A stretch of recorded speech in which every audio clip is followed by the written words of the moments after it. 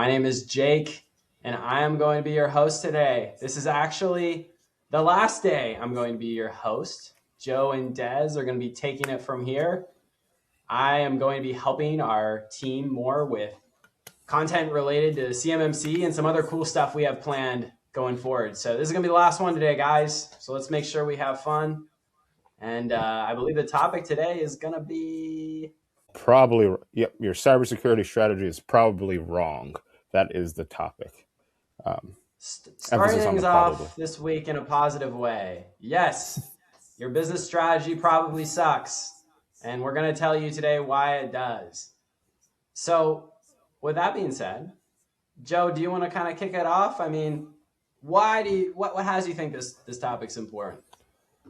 Well, it's of most importance because if you're thinking about it, one quick correction: cybersecurity strategy, right? So, your cybersecurity strategy, and as we've talked about probably numerous times so far, should be aligned with your business strategy. Those two viewpoints are more often than not have a disconnect and a relatively serious disconnect.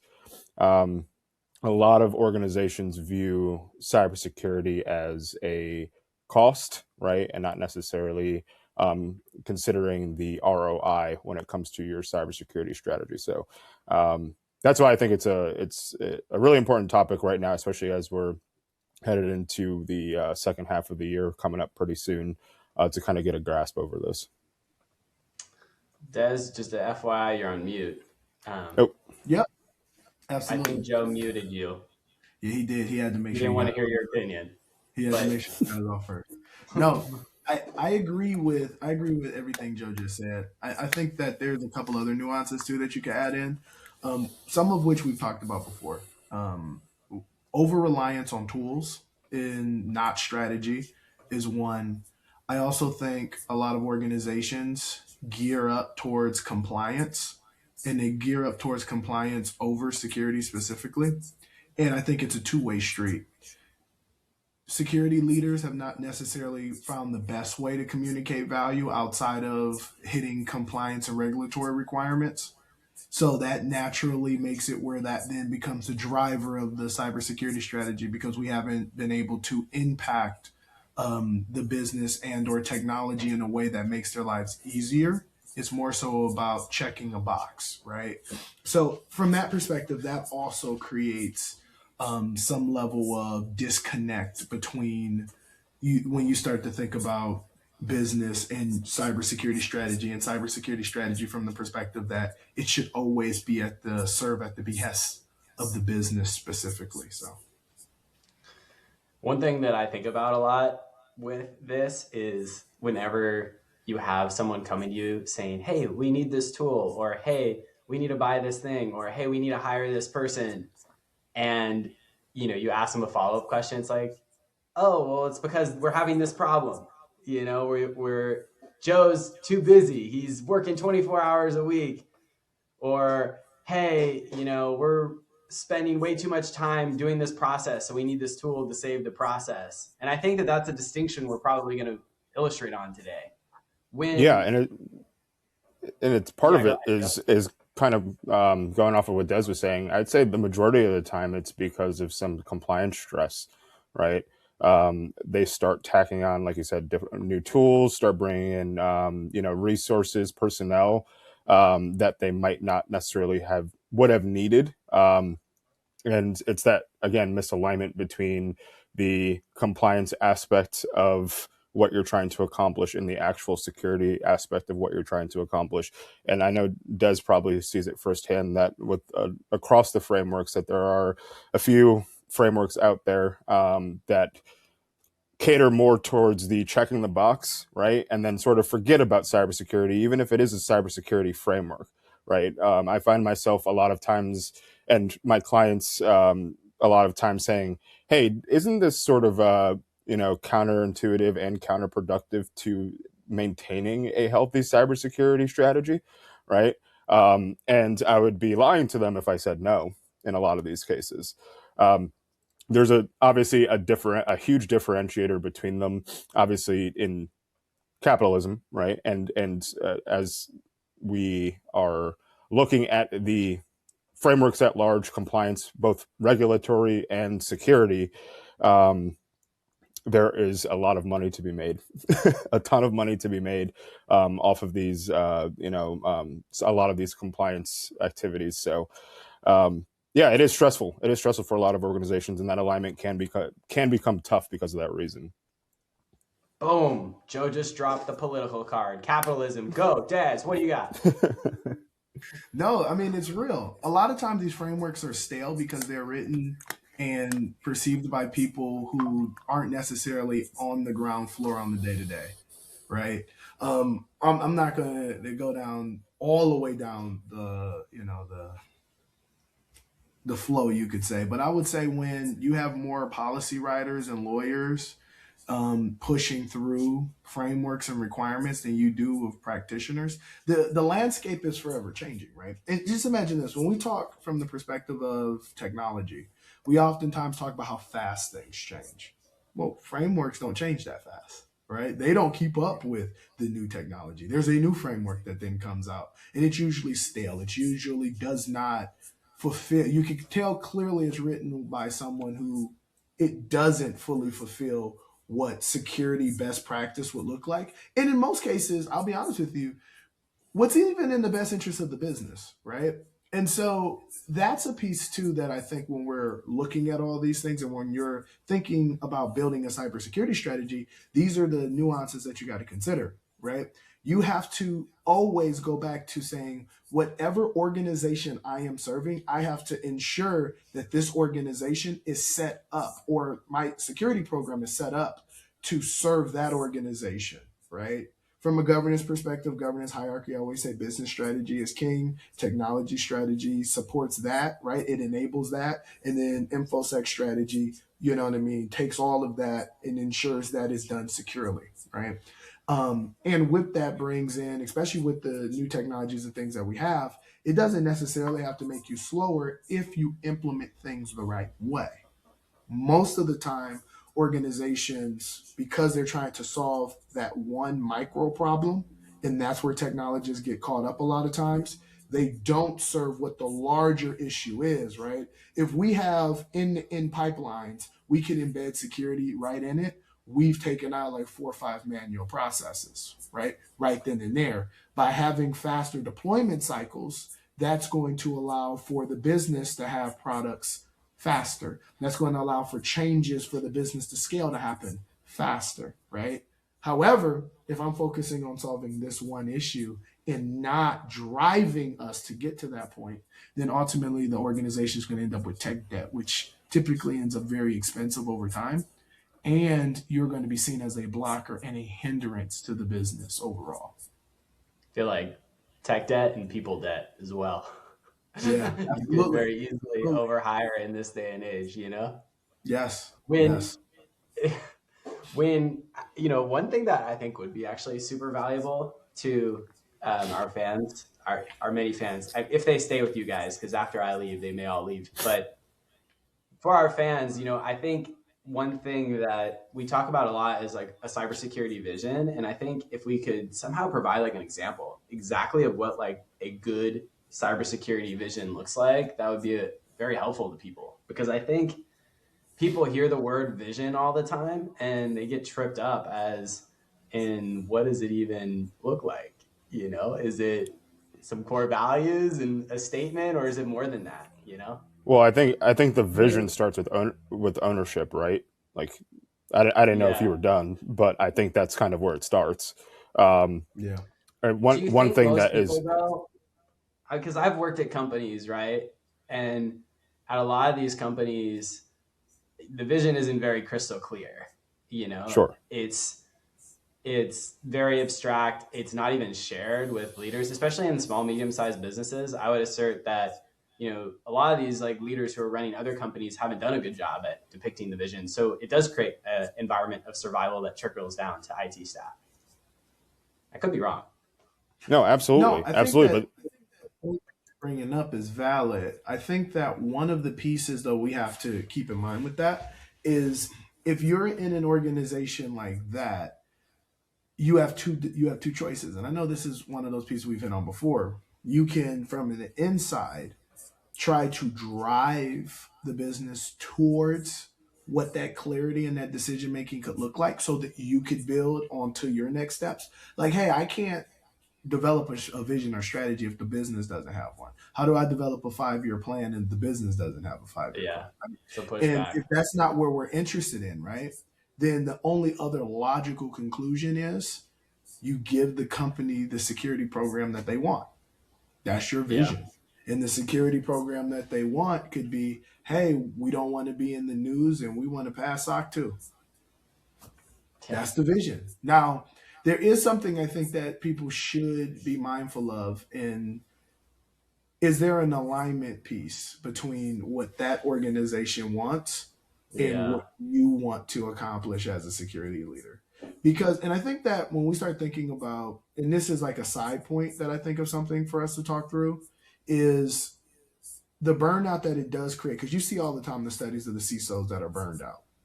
And it's not just the breach. It's not just the always being on call because anything can happen. A lot of times it is the pushback internally because I'm going to make a very, very, maybe not a bold statement, but sometimes I have conversations and it feels like it. We in 2026 we try to run businesses as if they are all industrial age businesses and we are in the digital age. Going back to the issue of capitalism, that's why the organizations that are extremely successful, those organizations operate as digital age businesses. They continue to revitalize themselves. They continue to recreate themselves. In the businesses that have gone the route of being industrial age businesses, you will have short-term success, but you will crumble and fail under the weight of a waning strategy and a waning infrastructure.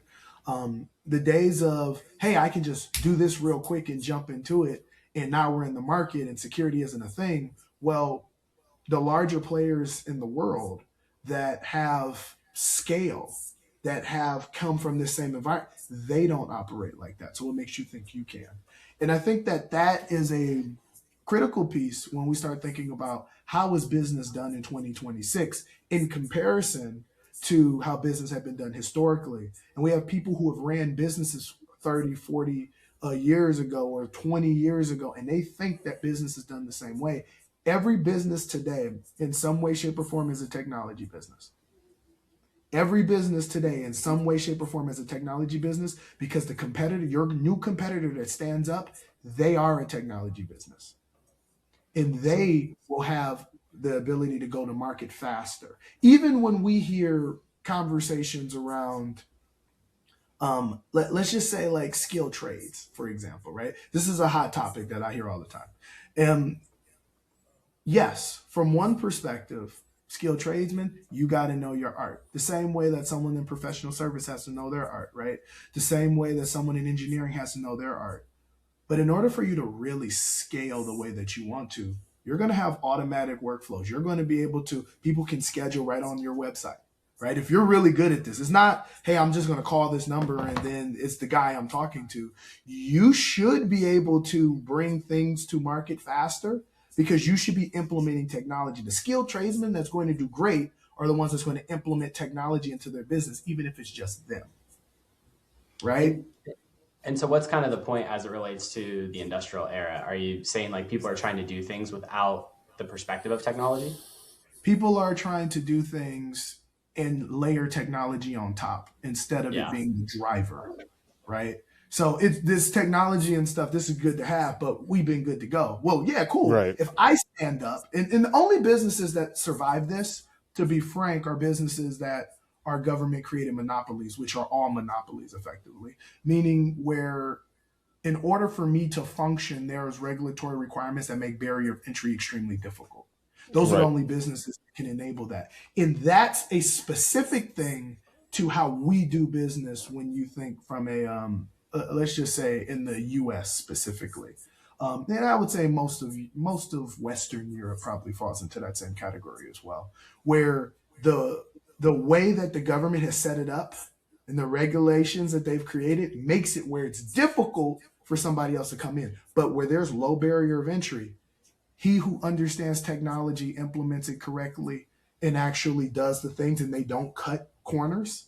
They don't try to take steps that are going to, what from their perspective, that are not solely defensive, but that actually they understand the technology that they're implementing and they implement it into their workflows. They build proper systems. Security is embedded in and ingrained in at inception. Those businesses will scale extremely quickly. And those businesses are set up for success. Those are digital age businesses. They could take data and they could monetize that data, not by selling it, but by what they actually create as a result of it, right? There's a lot of nuances to that as well. So I mean, this is a selfish question, and Joe, feel free to chime in if I'm getting on a tangent here. But when it comes to enabling businesses to solve problems with technology, I mean, I kind of I think about this all the time. Like, are my leaders solving this problem with technology? And so I'm a little curious, especially because we are in this new digital age, right? And you have certain leaders who've been leading for 30 years, and you have certain leaders who have been leading, for less time, so they're more well versed with the times and how to do things and the new ways of doing things. From an IT leader's perspective, I mean, is it the IT leader's responsibility that people are leveraging technology? Or I feel like there's a certain element here where it falls on the department leaders. But, how do I as a leader encourage a holistic acceptance of technology? Are you guys following me? Yeah, no, absolutely. Think about Joanne, the leader of HR, who's been a leader of HR for 30 years. She doesn't even know what Claude is. She's thinking, oh, who's Claude? Is that my ex-boyfriend? So how do we create this culture where technology is a part of the discussion all the time? Yeah, and that was the point that I was trying to get to before, and that was about ownership, right? One of the main disconnects, and kind of going towards Dez's point, one of the main disconnects that we see with some of those industrial age sort of businesses today is the fact that the top is sort of refuses to take ownership, even if they acknowledge the fact that we are moving into a digital landscape when it comes to how we function as a business. They are reluctant to take on that ownership. So to your point, Jake, yes, a lot of times it gets pushed down to, okay, well, IT, go source the best tools, get the best people, make us hip and technical, right? But really, the mindset should come from the top, right? Of pushing that. Hey, we're going to operate with technology, and that's going to be baked into our business strategy, rather than something that we are going to tack on to make us competitive, right? That it starts there, and then it should funnel down and trickle down throughout the departments, right? And I think bringing up HR and is a perfect example of that, right? Because especially working with certain frameworks, specifically 800 171, that's a relatively holistic framework.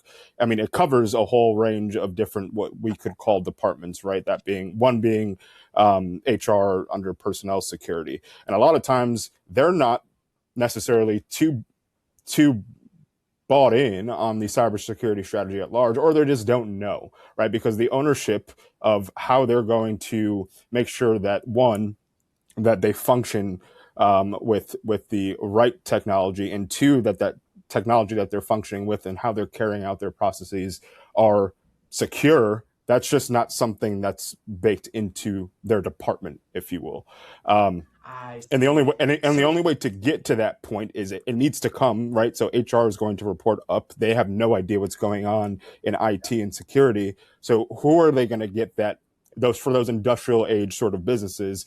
Where's that mindset going to come from, right? Where's that idea going to come from? How do they start building that strategy unless that ownership comes from the top and is passed down to that specific department, right? Yeah, and let me jump in here on this point too. Jake, this is why what do you see? CEOs are getting younger and more technical. Yeah. Younger and more technical. The days, and I'm going to say, Elon Musk said this a while back, the NBA is dead and it's killed corporate America. And that's a real thing, right? The days of, and I love my MBAs. God no, I've had MBAs report to me. I've had brilliant people, beautiful people. Let me say that right off the rip. Very smart, very sharp, right? Can really offer core insights. But the reality is what America's boardroom and not even just America, global boardrooms and C-suites need is you are going to need technicians to lead your organizations that understand that are business driven because they see the entire playing field. They see how business has to be done in 2026 to set you up for success, right? They also are more curious as far as implementing the technology. It used to be, hey, you start off entry level, you work yourself up, and by the time you're like 50, 60 years old, you're in the game, right? Yeah. Like, no, the days of that are gone. You're seeing people that's walking around like CEO status, like of multi-million dollar, billion-dollar businesses. They haven't even sniffed 40, right? And you're seeing it too as far as like growth inside of organizations, right? You're seeing people get to certain positions faster. From an old guard perspective, that is, it's like, oh, well, you need to be battle tested and you need to have all this other stuff going on. But from where technology is today, the guys that I'm competing with as a defender is some 17-year-old kid that might be in someone's basement in California. Yeah. Right? Or a 20-year-old guy that just has the understanding that he could pick up a book, right? Can learn, try things out, deploy some AI models in another country, right? And he's in the game, right? That's who you're competing against. We create this hierarchical structure that kills strategy in most situations because we are trying to do business in a predated way. When the reality of it is like, no, from a meritocracy, who has the right ideas is the one who wins, right? Who implements the technology is one. Back to the ownership piece that you were talking about a second ago, that's critical. Starts at the top, right? And then from there, if you have people that's leading departments and they're not implementing technology or they don't have that mindset, you are going to find yourself somewhere that just is going to be outdated and it's not going to scale. Most businesses, unfortunately, especially a lot of the startups that I've worked with in the past, right, and advised for, what I've seen is typically that when they hit that ceiling of scale, it happens at one time, right? Like just all at once. They didn't see that those small things that they were doing before, because they were a startup and it was fun, they hit that point where it's like, how do we go to the next level? It's technology. Now, guess what they're doing? They're throwing technology on top where they could have implemented it the right way. Technology just thrown on top creates tech debt, is going to create some level of dread, and you're going to have issues long term. It got to be ingrained and engineered into your process to get you where you need to get to. And that has to be a strategy that's driven from senior leadership in an organization. So assuming like you, as an IT leader, like you have a vision and you have buy-in from the top at the CEO, but what's happening is you're incurring challenges with department heads who are, who aren't adopting your strategy or creating resistance within your strategy. As an IT leader, how do you coach like your CEO or the powers that be to, get rid of that resistance in many senses? Education. That's the only way. Education. And who's responsible for education? Is that the CEO or is that the IT leader? Everyone. Yeah. Whoever it is in the organization. It could be an entry-level analyst, right? We have to see all these things as all of our responsibilities. And I know Joe had a point, so I'm going to punt it back over to him. But the education piece is the biggest driver. And you can educate various ways. That can be conversations, that can be use cases where you show them what it does. There's a lot of nuances to what education means. It's not just open a book and let me tell you and lecture you. That's an industrial age mindset itself. You know what I mean? Like, let me give you a pilot, right? And let you try this out and you tell me where it is, right? You put it in front of them, right? Like when I was a product engineer, what we used to do is we used to have pilot programs where we used to build out a piece of technology or some functionality. We would give it to someone that was in the business that carries out that, and it'd be a small use case. Test it out. They always had the ability to revert back, right, themselves, because this was from a UI UX perspective. You wanted them to always be able to revert back to whatever it is that they're used to using in case it sucked, so they weren't locked in. but try it, right? And so then they would try it, and then they provide you feedback. And then when they have functionality that other people don't have, what we started to see is the pieces that they liked, they really liked them. And you would see other people requesting to be a part of the test groups. So over time, then it allowed for us to do softer rollouts to entire verticals of the business. Because now that one guy that had this, everyone wants to see it. We got real time feedback, and then boom, you just rewrite the code, redeploy, boom, and you're continuously enhancing it continuously over time based on what you're seeing. But that right there is an effective strategy. And I always say, to me, that's education, because they don't even know. The business doesn't always know what's possible, right? They could come to you with a problem. Requirements can come out of that, of what they need, and then you build. That's a tradition from a product engineering perspective. That's traditional, right? As how I've always seen it. However, so Des, in summary, what you're saying is that these IT leaders can play a role in creating a culture of technology. And part of creating that culture, and once you create that culture, you don't have resistance anymore, because you've created this culture where people see the possibilities of technology and are constantly seeking ways to leverage it, utilize it, etc. And so our IT leaders, inside of their vision, education could be a big part of that vision, where not only are they bringing about these solutions, but they're also spending a lot of time educating so that they have that buy-in from everyone across the organization towards these things. Is that accurate? Yeah. Good stuff, guys. So concluding thoughts, we got 3 minutes left. When coming up with a good cybersecurity strategy, we talked about a lot of good stuff today. Joe, do you have any concluding thoughts? Concluding thoughts: ownership is going to be the biggest driver, and that means ownership across the board and across departments. That gets the buy-in going. And to Des's point, the influence and exposure through education ties the knot, if you will, of your cybersecurity and business strategy. One thing I did want to add to that, though. If you are an IT leader, right, since moving back more towards the topic of security, if you're an IT security leader, and you already have the buy-in from the top, outside of education, governance, right? If we're still not getting the buy-in, people still don't want to touch the tools that you have, and they're not thinking about how they're going to be progressive in how they approach their workday, right? Governance, right? So that sets from an enforcement level, like, hey, we are going to implement these tools, and we're going to implement them in such a way that it's going to be efficient and secure, right? That those two pieces, both education and governance, is how we essentially move you from the industrial age to the digital age, both efficient and securely. What you guys said about education, because I think a lot of times when businesses see that individual who's been managing a certain way for 50 plus years, they go straight to, she's not a fit, he's not a fit, he just doesn't get it, he doesn't understand, when they haven't really taken the time to explain to that individual the possibilities that arise when they start leveraging technology, and let them start to explore on their own different ways. Especially if they're an A player, I think that they'll adapt them pretty quickly if they see what they can do. So, agreed. Good stuff, guys. Well, looking forward to seeing what you guys produce going forward in the Real Talk Cyber podcast. Maybe you'll invite me back as a guest. Maybe you'll have unbelievable success once I leave. I don't know.